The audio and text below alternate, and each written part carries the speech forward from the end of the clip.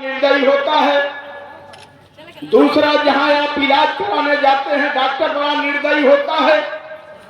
Doctor के यहाँ कितना हूं गंभीर मरीज को आप लेकर के जाएंगे, आपको यहां तक लगता होगा कि ये मरीज 5 से 10 मिनट में विदा हो जाएगा। उसके बाद भी डॉक्टर धैर्य का परिचय देते हुए उस मरीज का इलाज करने का काम करता है। उसी तरह से नेता होता है मामूनो, जब उसको फैसला लेना होता है तो अटूट फैसला लेने का काम करता है। लेकिन आपको कहीं से घबराना, हताश निराश नहीं होना है। आपके बीच से लोग जाएंगे, उत्तर प्रदेश के सदन में लोग जाएंगे। अभी हमारे नेताओं ने बताया कि 18 वर्ष 20 वर्ष 21 वर्ष तक आप लोगों ने संघर्ष करने का काम किया, लेकिन 21 वर्ष के अंदर हमको और आपको एक फूटी कौड़ी तक नहीं मिला। हमारी और आपकी जो आवाज है उत्तर प्रदेश का सदन तक नहीं पहुंचा। बाहर तो खूब लोग ललकारने का काम करते हैं, लेकिन जहां से हक और हिस्सा तय होता है वहां ललकारने में लोगों का रूह कांप जाता है। इस नाते आपसे कहना चाहता हूं कि 24 के चुनाव में ईमानदारी से सुहेल देव स्वाभिमान पार्टी के गठबंधन के साथ आप ईमानदारी से रह करके बहुत से लोग आपके यहाँ जाएंगे, आपसे कहेंगे कि बहुत रुपया पाया है, बहुत गाड़ी घोड़ा पाया है, बहुत संपत्ति लिया है, पार्टी को खत्म करने की जिम्मेदारी लिया है। आप बताओ, पार्टी का खत्म करने की जिम्मेदारी हम लेते तो टिकट नेता बेचता। 17 सीट समाजवादी पार्टी ने अपने गठबंधन में उस नेता को देने का काम किया था।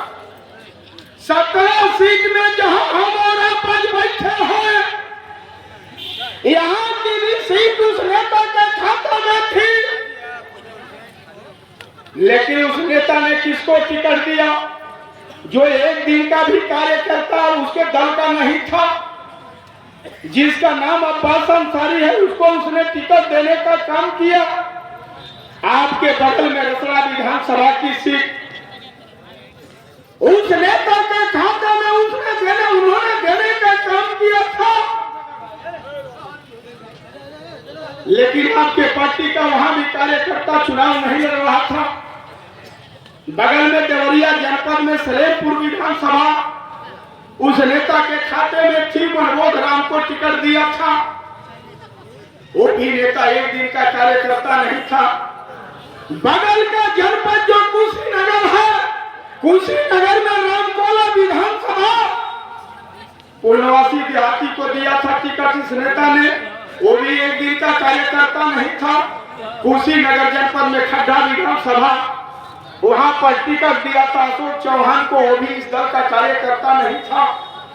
बगल का जनपद महाराजगंज था, महाराजगंज जनपद में गीता रत्ना पासवान को इसने टिकट दिया था, वो भी इस दल का एक दिन का कार्यकर्ता नहीं था।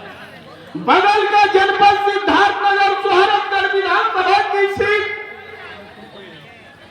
एक दिन का कार्यकर्ता नहीं था, प्रेमचंद कश्यप, उसको टिकट दिया था सोहरतगढ़ विधानसभा से। बगल का जनपद संत कबीर नगर धनघटा विधानसभा इसके खाते में थी, धनघटा विधानसभा से अलगूराम चौहान को दिया था, एक दिन का भी कार्यकर्ता नहीं था। बगल का जनपद बस्ती दूधराम, बस्ती में महादेवा विधानसभा इसके खाते में थी, दूधराम को टिकट दिया था, एक दिन का कार्यकर्ता नहीं था।